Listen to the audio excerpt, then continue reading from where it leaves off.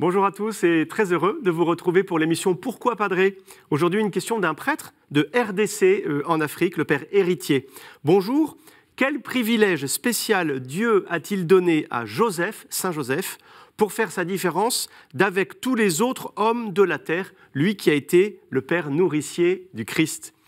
Merci, Père Héritier. Difficile de répondre à votre question dans la mesure où Saint Joseph est certainement l'un des hommes les plus discrets de la Bible. Alors il faut, je pense, distinguer ce qu'on sait de Saint Joseph et puis ce qu'on pense de Saint Joseph. Alors, ce qu'on sait d'abord, c'est qu'il est issu d'une famille royale, c'est un descendant du roi David.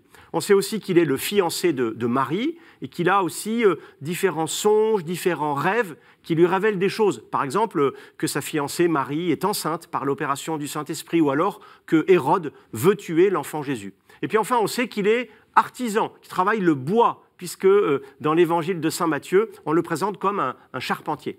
Et puis enfin, la dernière fois où on parle de lui, où on évoque son souvenir, c'est lors d'un pèlerinage à Jérusalem, lorsque, avec Jésus a 12 ans, il fait, avec Marie et Jésus, donc un pèlerinage à Jérusalem. Après, il n'y a plus rien. Ça, c'est ce qu'on sait de Joseph. Maintenant, ce que l'on pense avec tout ça, c'est que Joseph est un pur choix gratuit de Dieu, qu'il a été le témoin privilégié de la naissance et de l'enfance de Jésus.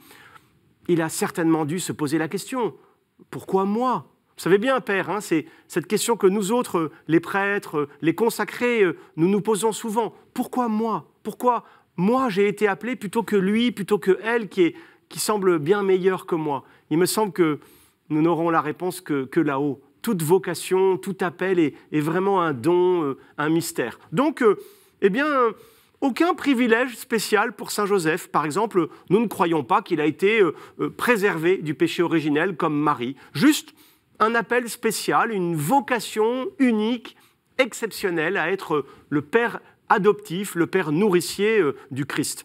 Et moi, c'est une joie de parler de tout cela à quelques jours du 19 mars, où nous célébrons, où l'Église entière célèbre Saint Joseph. C'est vraiment un grand saint. Il a tout sacrifié, et notamment son honneur, puisqu'il était le père d'un enfant qui n'était pas de lui, mais aussi sa tranquillité pour s'occuper de Jésus. Il y a un texte qui résume bien tout ça, c'est le texte des litanies de Saint Joseph, qui est à la fois une poésie et une prière.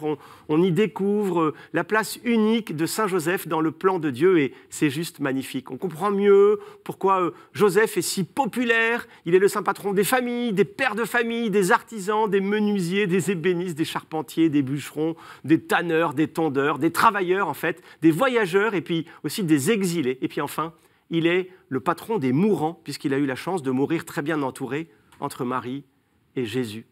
Beaucoup, je sais aussi, l'invoquent dans les affaires matérielles. Je connais plein de gens qui n'hésitent pas à lui demander son aide pour toutes les choses matérielles de la vie. Voilà, un saint en tout cas à prier. Sainte Thérèse d'Avila disait que Saint Joseph lui avait jamais rien refusé, donc n'hésitons pas. Merci en tout cas pour cette question. Envoyez d'autres questions par email à cette adresse pourquoipadré@ktotv.com ou alors sur les réseaux sociaux avec le hashtag pourquoipadré. Et moi je vous dis à bientôt.